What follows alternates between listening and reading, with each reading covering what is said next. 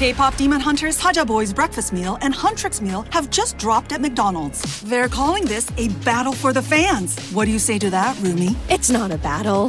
So glad the Saja Boys could take breakfast and give our meal the rest of the day. It is an honor to share. No, it's our honor. It is our larger honor. No, really.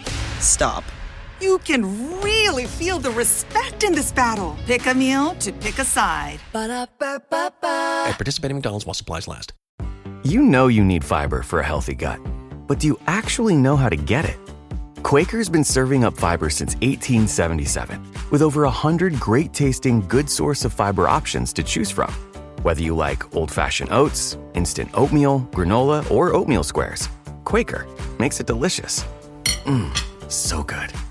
Get your fiber with Quaker. Shop Quaker's good source of fiber products at a store near you. Morning decisions. How about a creamy mocha frappuccino drink? Or sweet vanilla? Smooth caramel maybe? Or a white chocolate mocha? Whichever you choose, delicious coffee awaits. Find Starbucks Frappuccino drinks wherever you buy your groceries. Last night, you spent 2 hours deciding what to wear to the party.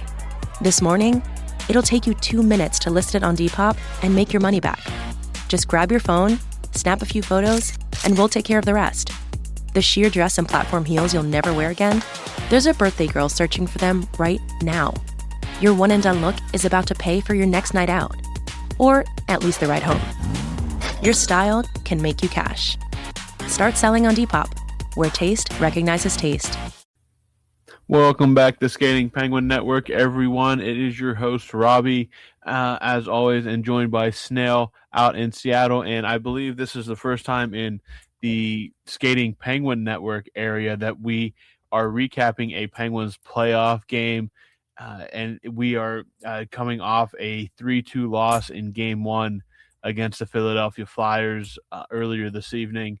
But before we jump into that, as always, Snail out on the West Coast. Snail, how are things out there on what was another Saturday in April? What's the weather and stuff doing out there today?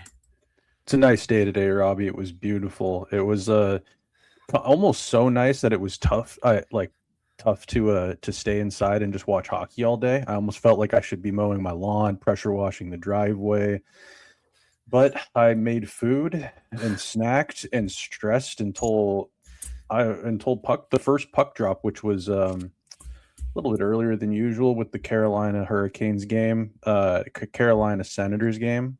So beautiful day, but man, a lot of sitting today. What about you? How is it out there in Western PA?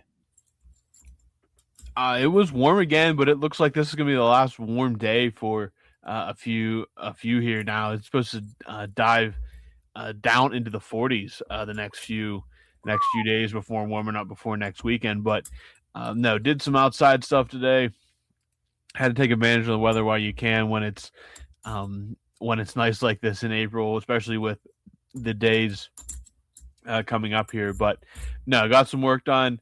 And then got ready for some Penguins hockey, playoff hockey, I should say. And the Penguins, it was a later start than normal out here for the Penguins. Not until 8:25 the puck didn't drop.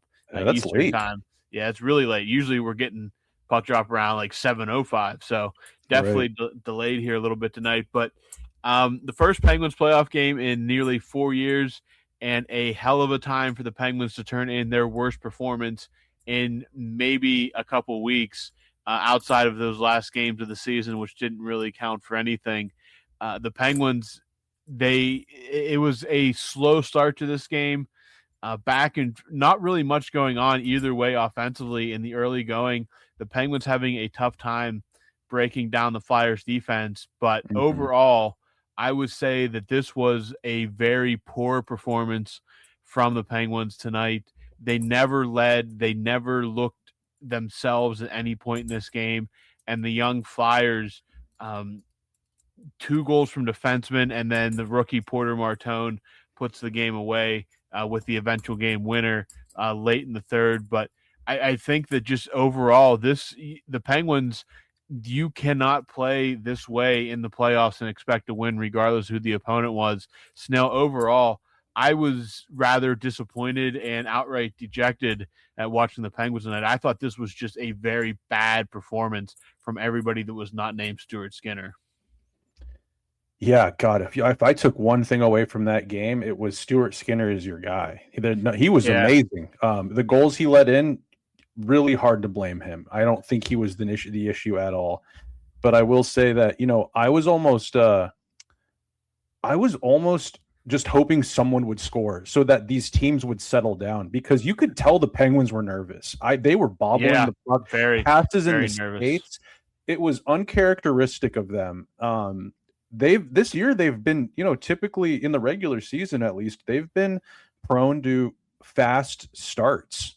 Like, Brian Rust, usually he'll score first. Mantha, I just thought that you could tell that they were nervous. And I think it was going for both sides. There was really no pace to the game in the first period. It was a lot of whistles. And then when the Penguins get on their power play there, they didn't do themselves any favors. Their power play, they went off sides 4 times. And Penguins that hasn't happened. When has that happened this year? I don't think it's happened at all. I mean, it probably has, but it's very uncharacteristic of this team.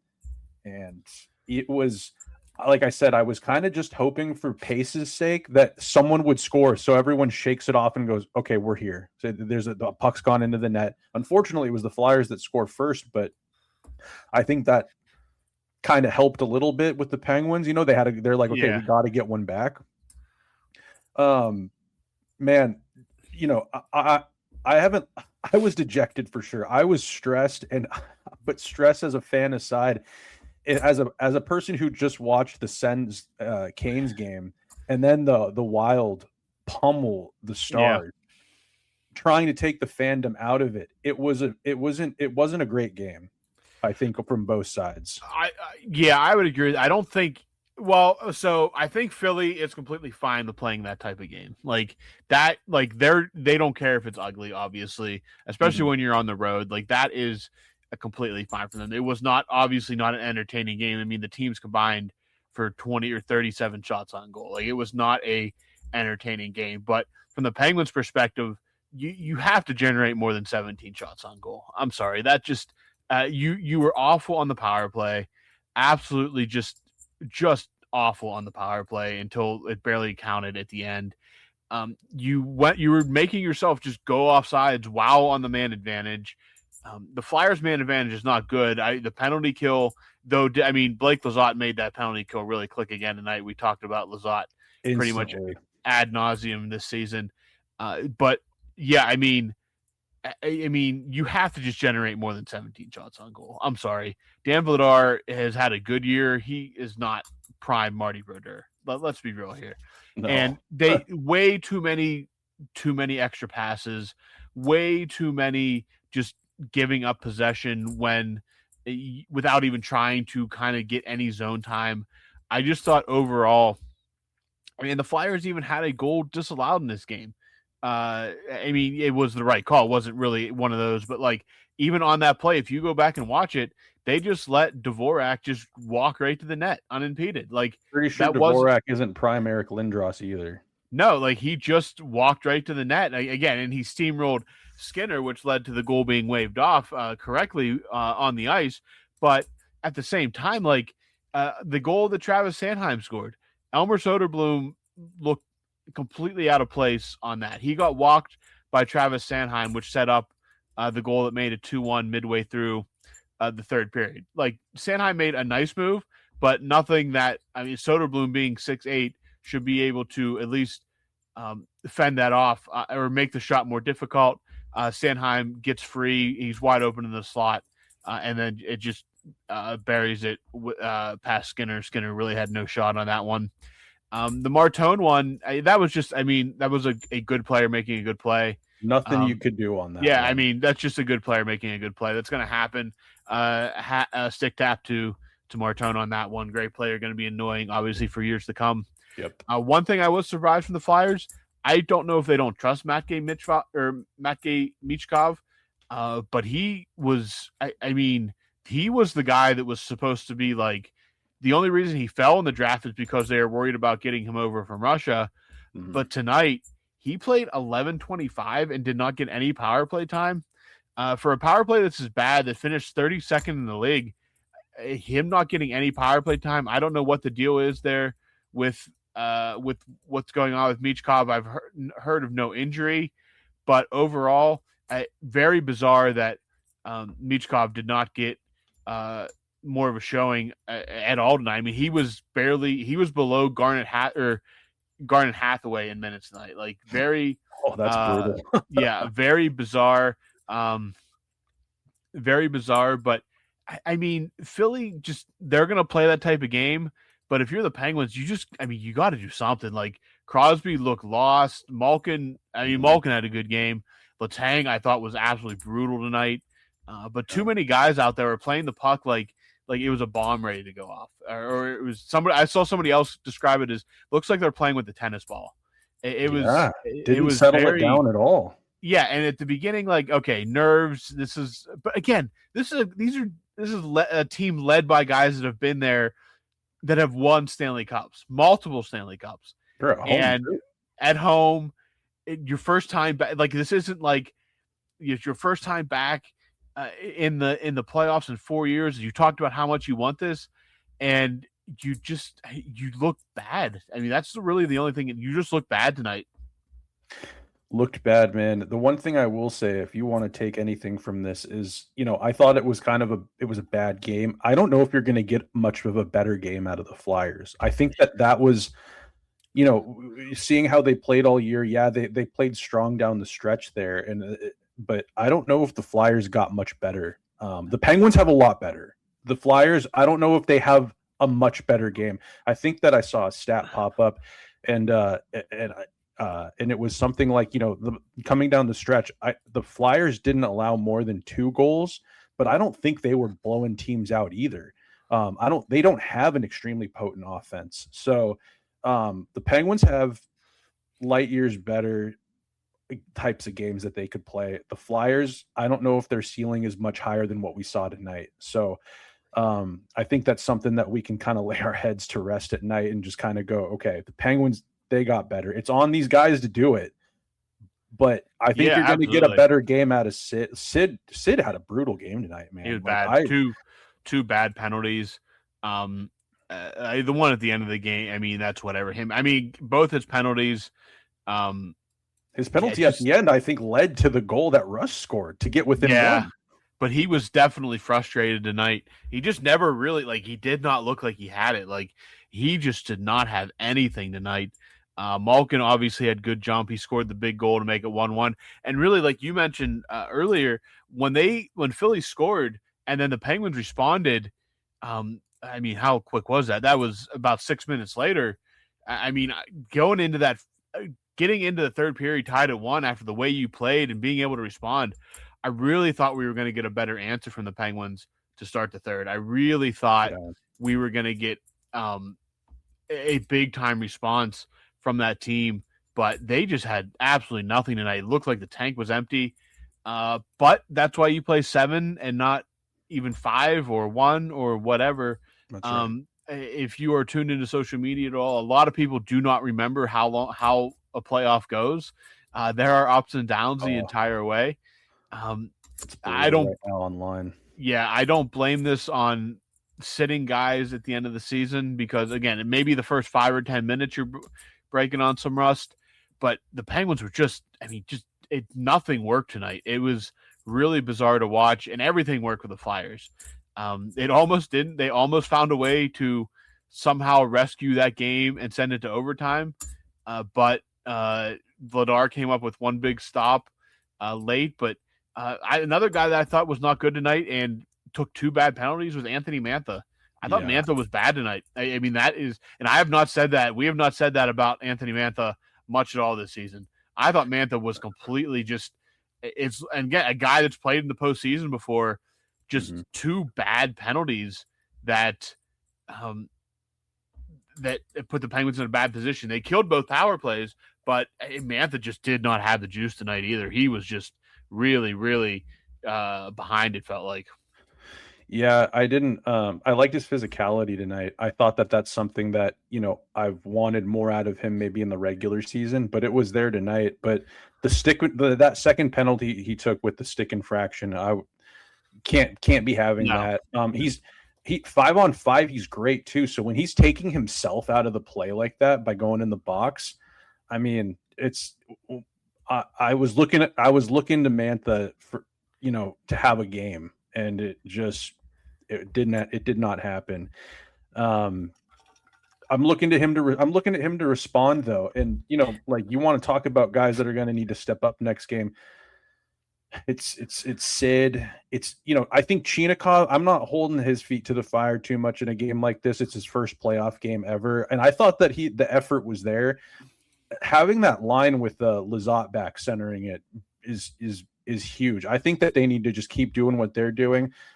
Elmer Soderblom, I liked his game tonight too. He didn't, he didn't put the puck in the net, but I thought he was around it. He was taking abuse. He was giving it though.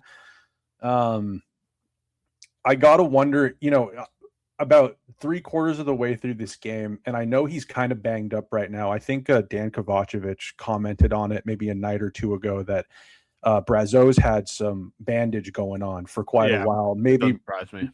Yeah, he has not looked like himself, but the way that Brazeau bullies his way to the inside, if they're going to be playing that old Senators 1-3-1, the Flyers, and you need to get guys that can bully their way to the inside, I'm wondering if Brazeau slots back in. I think him and Elmer Soderblom on a line centered by Kendall, that could be some.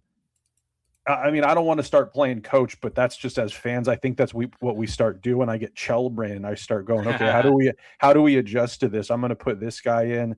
I'm taking this. I don't know who you take out. Like Novak was invisible tonight. I didn't notice him do much of anything.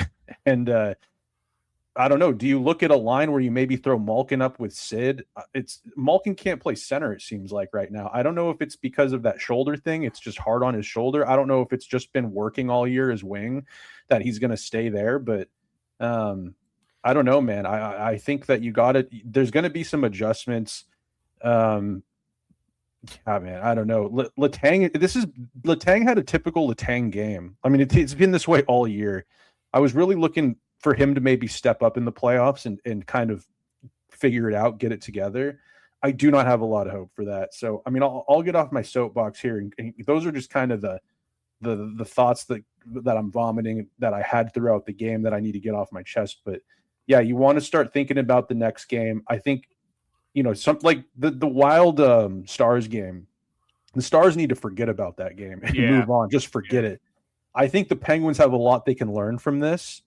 They have a lot they can learn from this game. I would assume they're going to look at some tape that when you have a system like this, that 1-3-1, like the Senators, it's very effective and you can win some games like it, but it can get figured out too. And I think that Dan Muse has had the magic touch all year with this team, and he's got veterans behind him in Stothers, and he's got Nick Bonino there, he was a part of the team that beat that Senators team that played a similar style. It'll be really interesting to see what changes they come back with. I wouldn't imagine anything coming out, tomorrow or anything, but I'll be looking at the lineup come Monday to see what we're dealing with here as far as shakeups, because there's got to be some coming. Yeah, I agree with that. I think you're definitely going to have something coming. You'll probably get a good idea when you see lines at practice on Sunday if anything comes out about that. Brazeau, obviously, I don't think Brazeau's close to healthy. I think he came back a little bit early from whatever his injury was. But I think something quick for you. Sorry, just quick for you. What do you think about this? Reuniting the Rust, Raquel, Sid line. And I never thought I'd say this in a million years, but what if you threw out there Soderblom, Mantha, centered by none other than Kevin Hayes? You don't wash your jersey during a win streak. You don't switch seats when your team's up big. And you definitely don't shave during the playoffs. When things are working, you don't change them. That's why when you drink Jägermeister, you drink it ice cold. Anything else? Well, that'd just be bad luck. Drink it cold or don't drink it at all. Jägermeister. Damn, that's cold. Drink responsibly. Jägermeister liqueur, 35% alcohol by volume. Imported by Mast Jägermeister, U.S. White Plains, New York. Comcast is delivering extraordinary experiences in live sports. Through the incredible broadcast and storytelling from NBC, innovative and personalized viewing features on Xfinity and Peacock, and the country's most reliable Wi-Fi, viewers can enjoy every game-changing play faster and more seamlessly than ever. All on a network built to deliver unforgettable moments as close to live as possible. The ultimate experience for the American sports fan. Learn more at ComcastCorporation.com/sports. Go further with the American Express Business Gold Card. Earn 3 times membership rewards points on flights and prepaid hotels when you book through AmexTravel.com. Whether your destination is a business conference or a client meeting, your purchases will help you earn more points for future trips. Experience more on your travels with Amex Business Gold. Terms apply. Learn more at americanexpress.com/business-gold. Amex Business Gold Card. Built for business by American Express. Amazon presents Jeff versus Taco Truck Salsa. Whether it's Verde, Roja, or the orange one. For Jeff, trying any salsa is like playing Russian roulette with a flamethrower. Luckily, Jeff's saved with Amazon and stocked up on antacids, ginger tea, and milk. Habanero? More like habanero, yes. Save the everyday with Amazon. So who would come out in that situation? Novak. Don't think they'll do that after one game. Could see some shakeup if they would lose game 2. But, Hayes obviously had a very good few games there at the end of the season. Yeah. He'd been a consummate professional. Again, probably his last run. But will be interesting to see what they do at practice tomorrow, how they mix it up here a little bit. But in reality, when they take the ice Monday night, it all has to start with Crosby and Malkin. That's where it has to start. It doesn't really matter what you do depth-wise. You need those guys, and not as much Malkin. Malkin had 2 assists tonight, was on there near the end there, almost found a way to tie the game. He had 2 points. He had a goal and an assist tonight. But Malkin, Crosby has to play better. He has to get flush whatever happened tonight and get back at it. Again, he's a guy that has tortured his team throughout his career, but you just got to reset and get ready for Monday now. That's really it. All starts. It restarts Monday. Just flush it and forget about it and get ready to get back to it, because this was a bad performance. That it's simply as that. It was a bad performance by the Pittsburgh Penguins tonight. It was not good. It was ugly at times. They did not look comfortable. They looked all out of sorts. I thought it might have just been one of those things like, okay, let's go through the first 20. Let's settle down. Nerves are calm. But they never looked right tonight. Nothing looked like it was working. Stuart Skinner played really well, obviously. He will be the starter in game 2, I would imagine. He's your guy right now. But, nothing, just everything looked out of sorts. Nobody looked like they were feeling it tonight. And the Flyers, again, themselves did not create a ton of chances, but they were able to capitalize and create a few more of the high danger opportunities. Jamie Drysdale gets one through on a Skinner was screened by his own player. And then Sanheim just makes a nice individual effort. And then Martone does what a guy like Martone is going to do. But the Penguins just have to break down that forecheck, break down that 1-3-1, get through the neutral zone, get the puck deep, and it just please don't take the extra pass. Just get shots on Vladar. Vladar should be seeing 30 shots easy. That's how Russ got that at the end. It was a rebound, and he puts it, and it's you got smart players around the net like him, Raquel.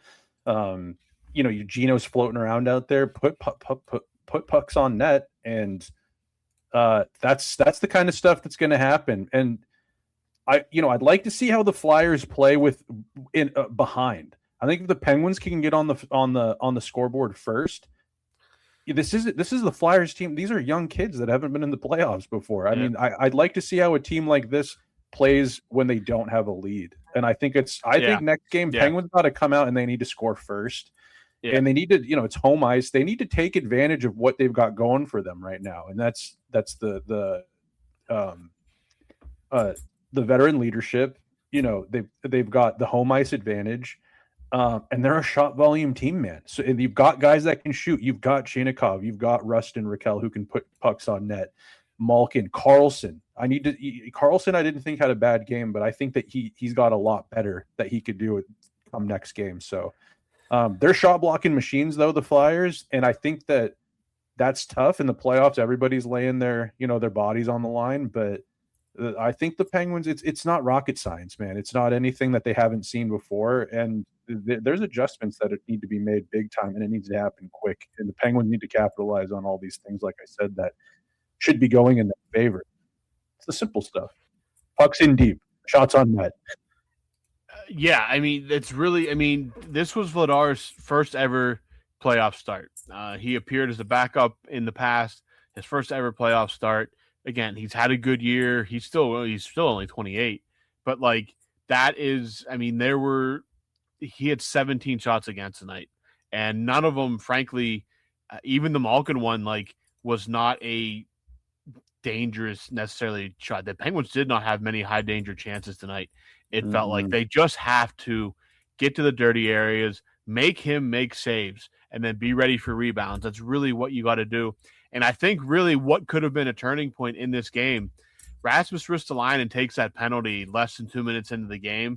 If the Penguins could find a way to not get jumpy and just focus and score in that opening power play, I think it's a completely different hockey game. Like you said, you got to try to score first on Monday night. You got to put Philly in a position where they got to come back. And if you get that first one on Monday, just keep that foot on the gas and keep going, because the answers are out there. It's not, obviously the Philly is not an impossible team to beat.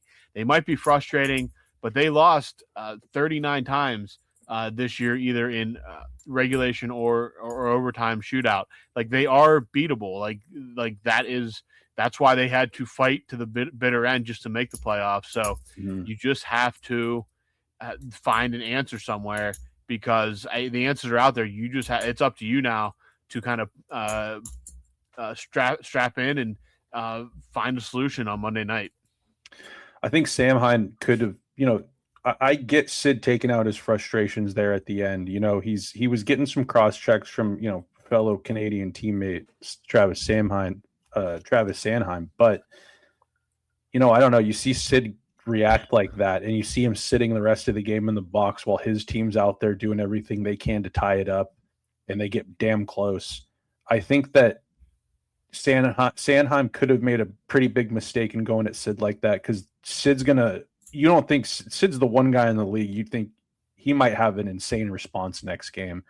I don't think he's going to necessarily try to put the team on his back per se, and he's still amazing, but he doesn't have that game breaking. Yeah, he does, but he's not going to carry this team to a win by himself. And I think he's going to come back and he's going to have a massive response next game. And if he doesn't, I think something's wrong, like he's injured or something, because today I haven't seen Sid have a game like that. I don't think ever. Yeah, it was against a team like he's been upset before, and people have been able to get under his skin, but everything just looked off up and down the lineup tonight, and it starts with 87. And I have full faith that when the puck drops Monday night, they're going to be in a different mindset. They have to be. There's no excuses now. That the game one is under your belt. Any nerves or anything should be washed out, and it's time to sit down, focus, and even this series up heading back to Philly, because obviously 0-2 is not the end of the world, but you're going to feel a lot better if you're heading to Philly at least 1-1. And they just have to get back to their game and make the Flyers play from behind. That's really that's how you beat these teams, is make them play from behind. And they couldn't do it tonight, but that has to be the goal Monday. Flush this one and get ready for game 2. That's right. And they'll be, at home, normal start time, it looks like, on Monday, 7:00 game, 7 p.m. puck drop on the East Coast. So I just imagine this being, let's settle in here. And yeah, it's like you said, it's a series, man. It's not one game. I think Paul Steigerwalt said it kind of recently. You can lose a game and still win a series. Penguins have been through longer series. They've been against tougher opponents with far less than what they're working with now. And I think that, it's hard not to be dejected after a game like this. But it's a team full of pros that have had a special year, and they're going to respond. Yeah, absolutely, and have to starts Monday night, but. Before we wrap up here, a little quick tour around the rest of the league tonight. There were two other games. Ottawa, Carolina began in Raleigh. 2-0 Carolina win in this one. I believe it was Logan Stankoven gets what is the first goal, and then Taylor Hall gets the second. And we talk about a team that's frustrating to play against. Carolina's right in that boat as well, and Ottawa found out in this one, though Ottawa did generate a few more shots, but still Anderson only had to make 22 saves in a shutout. Linus Ullmark faced 29 shots. So Carolina did control this game pretty well, but I don't know what to make of this series. I think Carolina's a clear favorite, but I think Ottawa is going to have something to say about this before it's over. But a very tight game one that Carolina, like they do, just kind of sucked the life out of this one. Yeah, they did. It was almost annoying to watch. I mean, just because we see Carolina so much, and they can, I'm tired of seeing Rod Brindamore's face every time there's a penalty. But yeah, I mean, Ottawa's going to look to punch back too, man. Like that Ottawa team has a lot better that they can play. And the only thing is, it seems that Carolina, they just have this Energizer Bunny battery that they play like this until the conference final, and then it all falls apart. So it was kind of a typical Carolina game. Yeah, and then in the middle game, Minnesota, Dallas, the Wild go into Dallas and just bulldoze the Dallas Stars in this one. They jump out to a 4-0 lead. Jake Ottinger was not good in this game, but on the other end, the rookie Jesper Wallstedt looked like a savvy veteran in goal here. Eriksson Ek, Kaprizov, Hartman, Boldy score before Robertson finally breaks the shutout, but then Ek gets his second, and then Boldy gets his second as well. So big-time performance from the Wild Stars. And this is like the premier series of this first round in terms of, this is a series that should not be happening in the first round ever, but these are two teams that could very well win a Stanley Cup. I mean, it's not going to be an easy road, obviously. You'd have to go through one another and then likely Colorado. But at the same time, you have the big first step for the Wild to at the very least, grab home ice in this series in game one here. But just a big-time performance from the Wild up and down the lineup in this one. I mean, if you're a Dallas fan, are the questions about Ottinger being able to perform in the playoffs, are those starting to surface pretty quick here? I mean, you're probably going to start asking questions at some point if he can't turn this series around. Yeah, because I mean, I don't know. Because I think was it the last series he was in? Wasn't he pulled for Casey DeSmith? Yeah, that was that. I don't know if that was, or was that the Pete DeBoer year? That might have been the Pete DeBoer year. That was last year, wasn't it? I can't remember. A wild kind of situation that eventually led to Pete DeBoer getting fired. It's just a very. I don't know. Dallas. I don't know what happens if they don't win this series. Obviously, it's still early. It's only game one, but I mean, these are two very good hockey teams. Like, there's very little room for error in this series, and you have to hope that the Stars are like the Penguins and can flush this and get back to it in game two if you're a Stars fan. But Minnesota, a huge message to send in game one in this series. It wasn't even close, that game. Like, it was not what I expected to see in that. I thought it was going to be tit for tat dogfight, but they ran away with it. Once they got a couple goals up, it seemed like it was over pretty early. So that'll be a fun one to keep watching, though. Yeah, very, very much. And if you're a fan of hockey, Sunday's another big one. 4 games on the schedule, East and West. But for the Penguins, they get Sunday off and are back in action 7:00 Eastern time on Monday against the Flyers again in Game 2 of that series, where the Flyers currently lead 1-0 after the victory on Saturday night. So, Snail, do you have anything that you want to add before we wrap this up? Do laundry, make your bed, vacuum, cleanse the juju, because we're going to need every little ounce of help that we can to get these guys back on track. So do your part. Wash your underwear, wash your jerseys if you wore them. Don't be hungover, and let's go. Yeah, absolutely. And get your mind right. It gets serious again on Monday. So that's all we can really do for now is wait till then.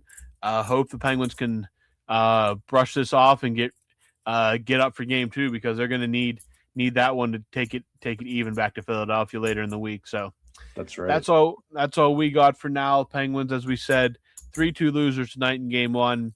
Back in action on Monday night for Game 2, right back at PPG Paints Arena, and then they'll be looking to even the series up there. So. Until then, we'll let you guys go. So for Snail, I'm Robbie.